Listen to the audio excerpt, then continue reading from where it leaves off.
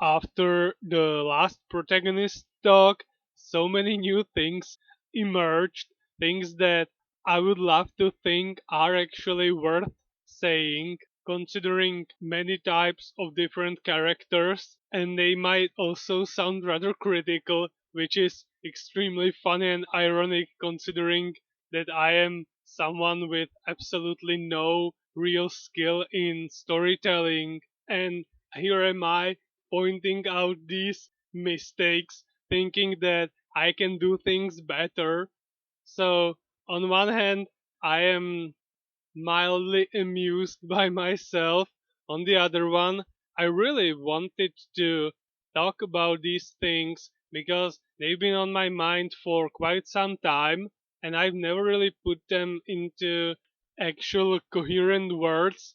And I think that this opportunity might be good for me and for my formation of my own story that I want to provide for myself. And since the last time it was protagonists, this time I would like to talk about antagonists, villains, the evil ever present in most our stories that somehow tries to obstacles on the protagonist's path.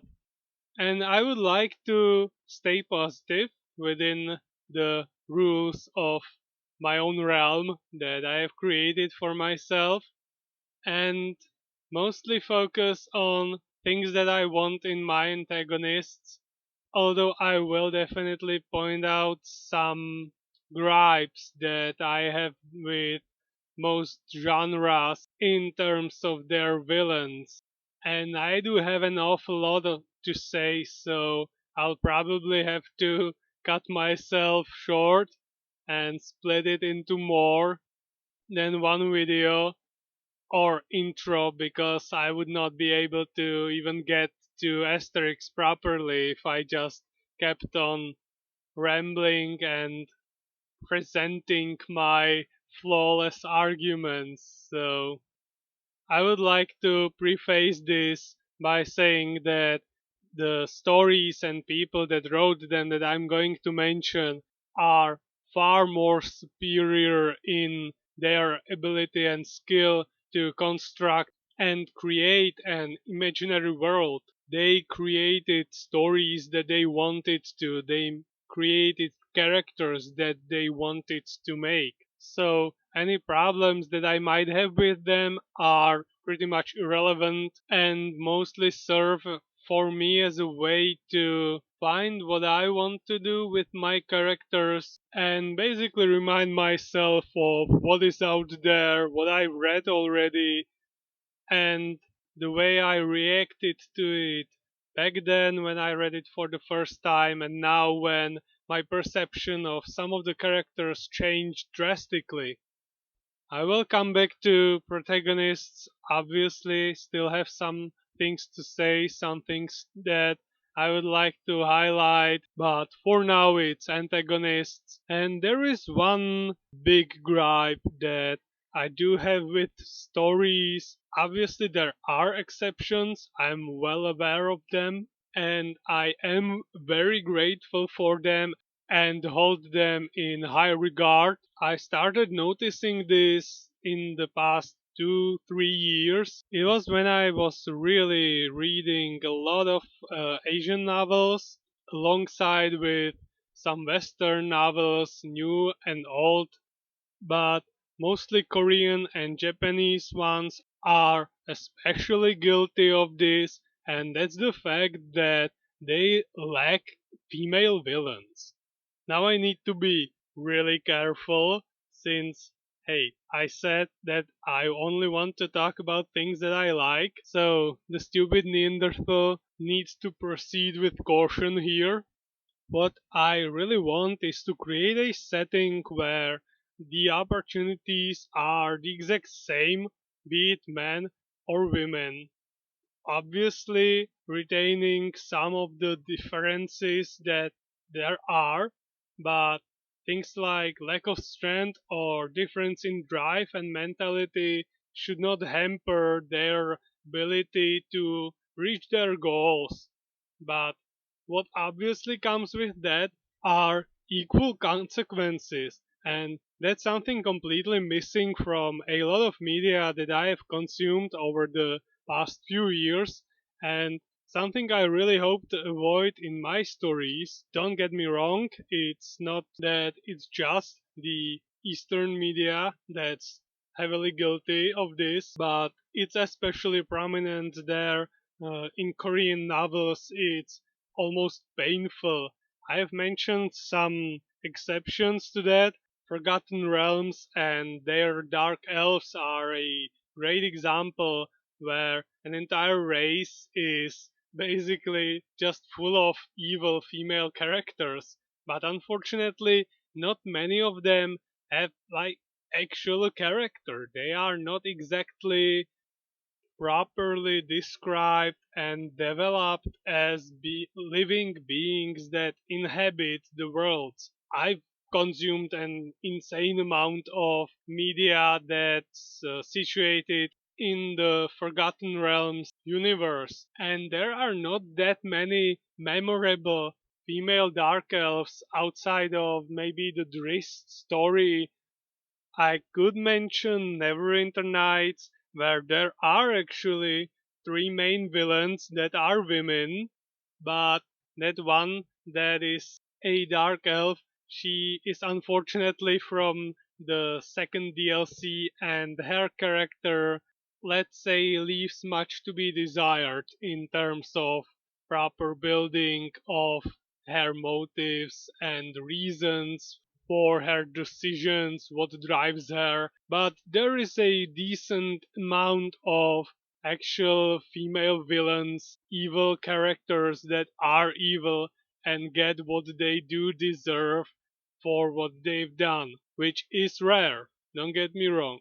Another exception would be Baldur's Gate. Again, Forgotten Realms story. There are some female villains.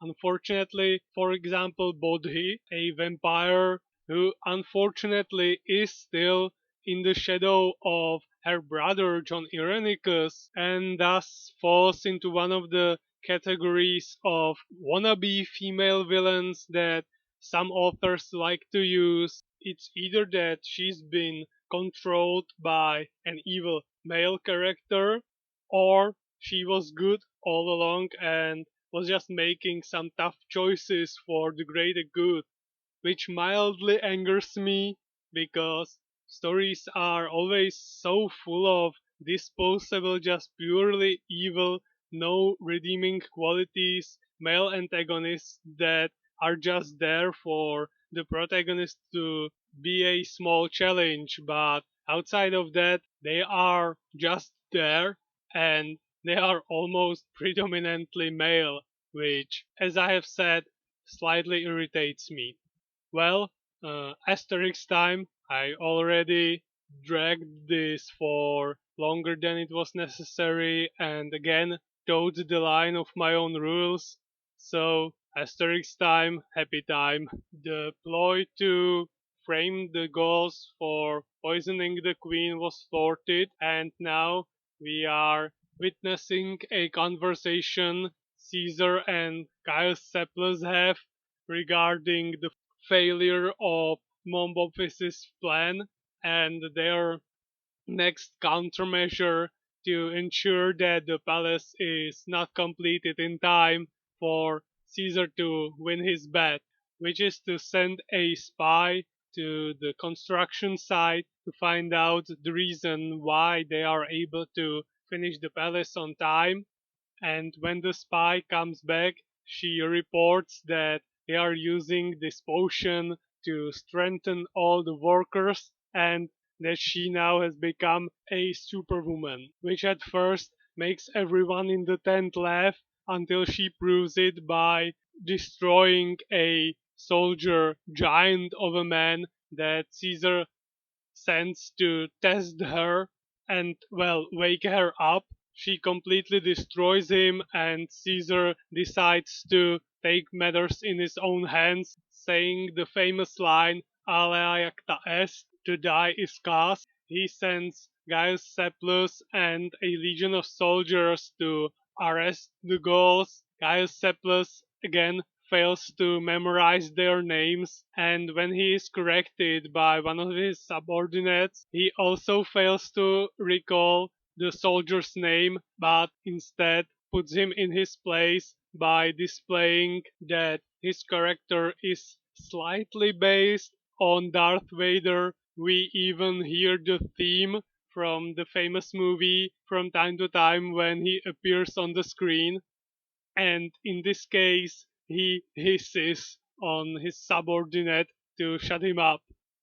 They declare that the Gauls are to be arrested and then proceed to create an entire encampment around the construction site and are ready to send a full on attack against the site to make sure that the construction is not done in time. At first, they just send the poor legionnaires, who are then promptly slaughtered by Obelix. We, as the viewers, are fortunately spared of this display of unnecessary cruelty by the director, because we are instead shown a documentary on langosts. We find out some interesting facts about their eating habits, and then we are back to the scene where Asterix, Obelix, and at some point even Idefix are destroying the attackers in all kinds of funny and innovative ways, bringing defeat and shame onto the Roman legions. Then Caius Sepulus welcomes back his defeated soldiers. The one reporting is the one who was chased around by Idefix on all fours, and he says that some of the soldiers got very close to the Gauls.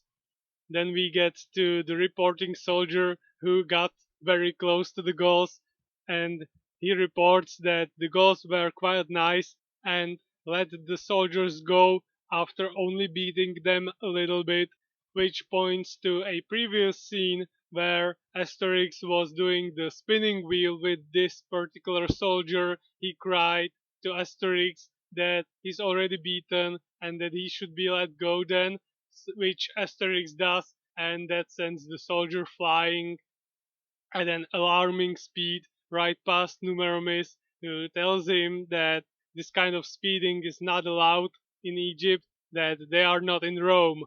And I'll stop here and continue in the next one with some more antagonist talk, and then hopefully even more Asterix than this time.